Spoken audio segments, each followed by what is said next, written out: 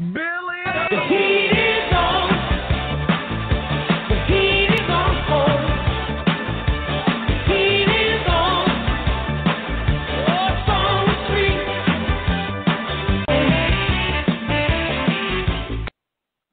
Oh, Bill, I know you have to be so angry, though, this morning when it comes to the Miami Heat. Such bad so basketball, too. It's terrible. Yeah, I'm not going to lie. That was terrible basketball last night. I can't even lie about that. But the Miami Heat, they win, and they've tied up the series 2-2. What are your thoughts for the rest of the series? You know what? I wish I knew, because I have no idea. Follow. It's just amazing that it's just so bad. Like, you don't know what's going on from night to night. The refs have had a huge impact in the game. There's been bad coaching. There's been bad everything. The only thing that's been good is Dwayne Wade. Yes, Heat fans, I said something good about Miami. Dwayne Wade has been the difference in this series. You know what? You know, he made an explosive move to the basket to tie the game. I believe it was 83 before it went into overtime. He made a nice move to the basket. It's just funny that he pushes off on going to the hole. It's not called, nor should it be. But with nearly 3 minutes in the game, Lowry does the same thing. He gets his sixth foul. It is what it is. You can't be crying about fouls. And then DeRozan just couldn't hit water if he fell out of a boat. It's just embarrassing watching the series. It's of course I'm rooting for Toronto. I'm a communist rooting for Toronto, but it is what it is. But and then my esteemed co-host Andrew Powell is out there blasting it away on Twitter last night.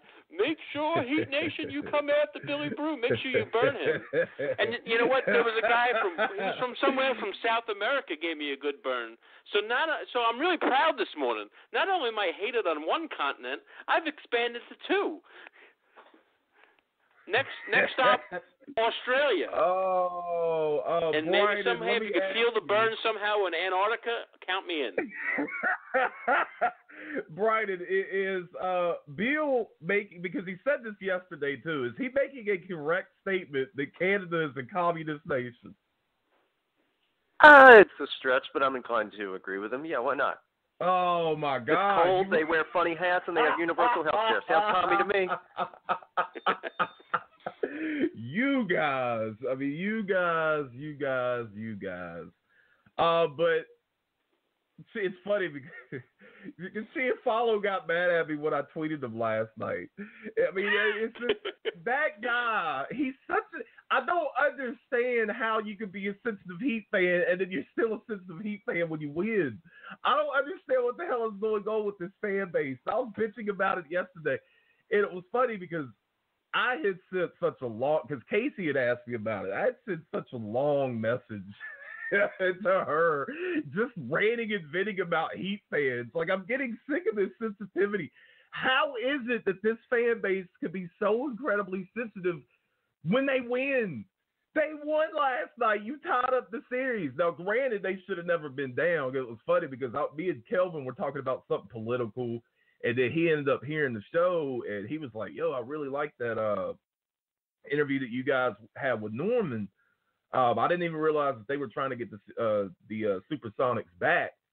Then we got on the discussion of the NBA, and I was like, yeah, my Heat won tonight, blah, blah, blah, blah, blah. He was like, yeah, they should have never even been down. And he's got a point. How they lost game 3, I don't understand. If you want to be honest, Bill, and tell me if you agree or disagree, the Miami Heat should be a 3-1 right now. You know what? That's hard to say, and I'm not saying that because I have my Heat hater, hat on, drinking my Heat haterade. But games 1 and 2, both teams can arguably say they could have been up 2-0 either way. It's not really a stretch saying that Miami could be up 3-1, just as I could turn around and say, Miami was a little lucky they're not down 3-1. So, you know what? That's not an unfair statement, since we're catering to South Florida Heat fans, which I know and love. Then you can make that statement, and I won't fight you too badly on it. My God. God. And what's really sad, though, is Miami is still higher than, whatever DeRozan's shooting percentage is, because he's awful in the playoffs. He's awful. He don't even hit 1 out of 5 like I do. I want to ask Brighton a question just to get his opinion on this. Now, Brighton, the majority of our audience is from South Florida. The majority of them are Miami Heat fans. And Bill was a Knicks fan, and this is just an Try example being right a here. Knicks fan. I haven't won in 42 years. It's sad. He went on a rant about the Miami Heat. This is another example in that same Oh, we rant. don't have this. We don't have this in Miami. Shut the up.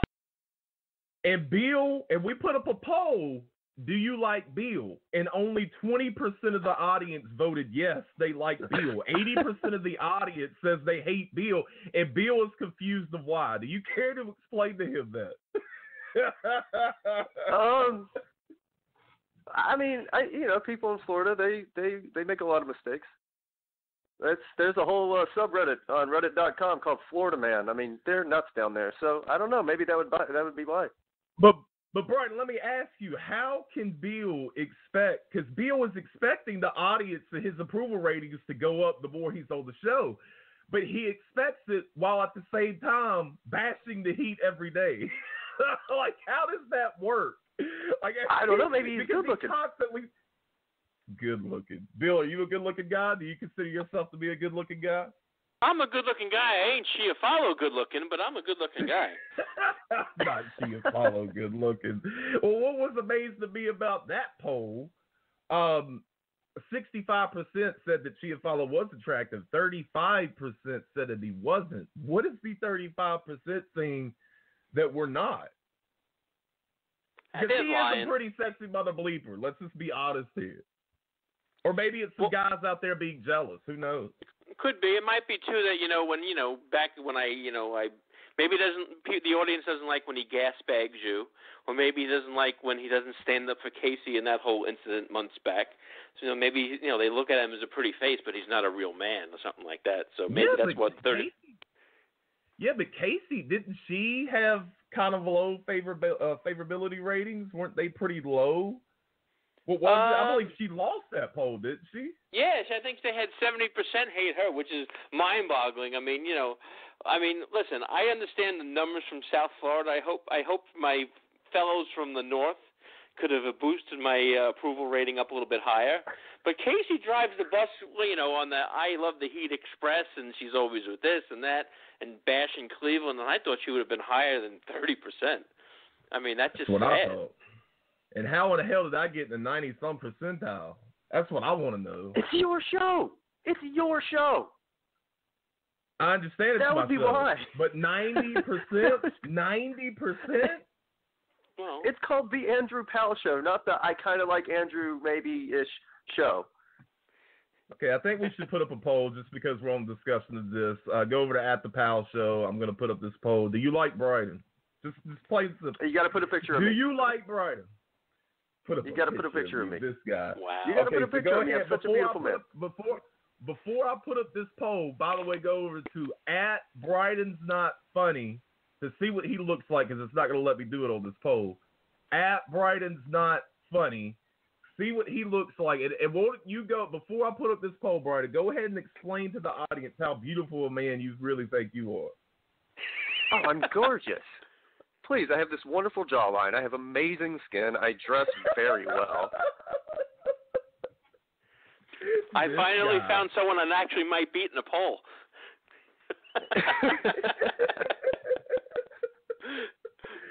Go over to @the_Powell Show, presented by Pratt C&T. Do you like Bryden? Yes or no? We'll update that poll as time goes along. That's going to be, because here's the thing. I don't even know if it's necessarily going to have anything to do with the likes or with the looks, I should say. People on our show really hate it when we talk about politics consistently.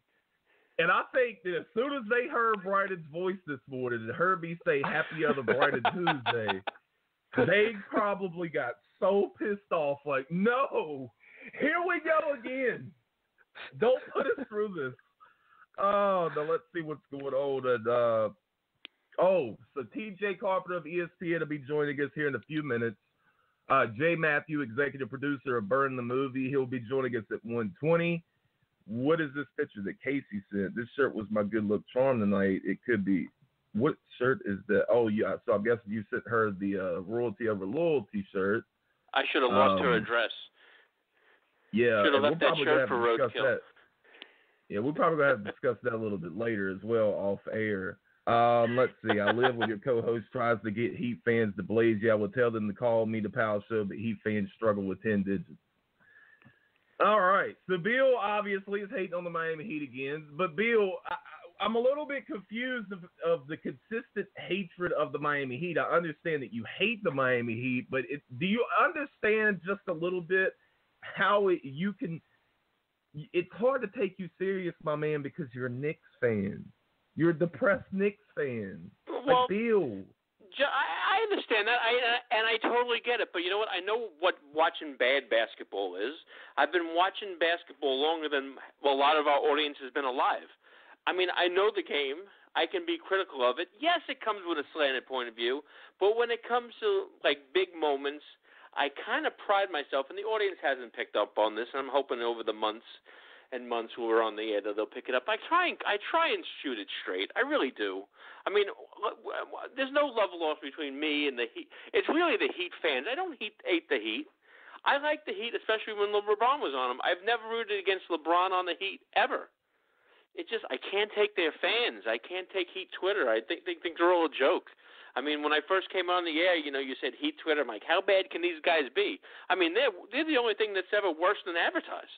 I mean, you always talk about, don't try and oversell anything. Well, you didn't oversell it on them because Heat fans are terrible. I mean, I get blasted from South America now, and then like, oh, Reggie Miller scored 8 points on you Knicks, blah, blah, blah, blah. Man, really? Really? That's the best you got? You probably saw that in the highlight. You didn't see it for real. You don't know what you're talking about. I don't Just go think, wave your Heat pom-poms, live in Wade County, drink your Heaterade, and enjoy life a little bit. You have not even been through the worst, and I'm sure Casey will agree with me on this, the worst of Heat Twitter. You haven't even met the kings of Heat Twitter yet. Yes, there are leaders out there of Heat Twitter, people that are very popular among all the Heat Twitter land, and they are considered the leaders. Oh, wow. I haven't met the leaders yet? I don't believe.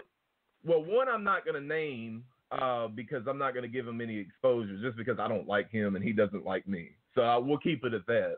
But you have Alf out there. Alf is a leader. I would consider Joshua Q. Bear a leader. That's my homie right there. Who else would be a leader? I wish Casey was on the show so she could. If she's on for Wally Wednesday tomorrow, I will get her to tell you the leaders of Heat Twitter and the exact culture of Heat Twitter. Because she's a lot more into it than me nowadays. I used to be a part of Heat Twitter before I got into journalism. But I don't know. I had asked Alex about it yesterday, but I don't know if I really explained it to you. But this Heat fan had said something really disrespectful to somebody, I believe it was another Heat fan, about their mother on Mother's Day. And it was really, really disrespectful. And these Heat fans were just liking the tweet and just laughing about it and validating complete disrespect towards somebody's mother, and then use the excuse of, this is Heat Twitter, you'll get used to it. I'm like, wait a minute. So you're going to allow something as small and simple as sports to treat other people like crap, especially somebody's mother on Mother's Day? That is an example of Heat Twitter, and that's just a small example. If you were with me last summer when I went through so many Heat Twitter furnace blasts, you would have been like, wow, what the hell? Because these people can get disgusting, but one thing I do give props to Heat Twitter on, they loyal as hell, and they will show you. You haven't met the right Heat fans yet. Wait till you start meeting the leaders and you start going, because the leaders, you'll know who the leaders are, because once they tweet you and once you tweet them, then you'll see about 5,000 other Heat fans coming for you. And they do it all at the same time. At the same time. And say some of the most disrespectful stuff. So, Bill, I wouldn't test your luck, but I think you are anyways because you're a New Yorker. You think I That's care? Typical Bill. Heat Twitter is like a bunch of ants. When you put them together, they're very loyal, and they fight together, and and they can have a lot of strength in numbers. But once you shine a light on it, like I'm going to shine a light on these Heat frauds, they'll go running for the hills. And again, I always post the phone number. Heat fans aren't smart enough to dial 10 digits. Maybe it's that 11th digit to dial 1 first. So they run out of fingers. They got to pull their shoes off to get to 11, or at least stick their tongue out or something. This guy. You think I'm afraid of Heat Twitter? Billy. Please. You think I care? Oh, I don't care. I wouldn't expect you to be. I mean, I wouldn't expect a New Yorker to be afraid of Miamians. So, and I'm not going to blame you whatsoever. Bill from Long Island, the star of New York City.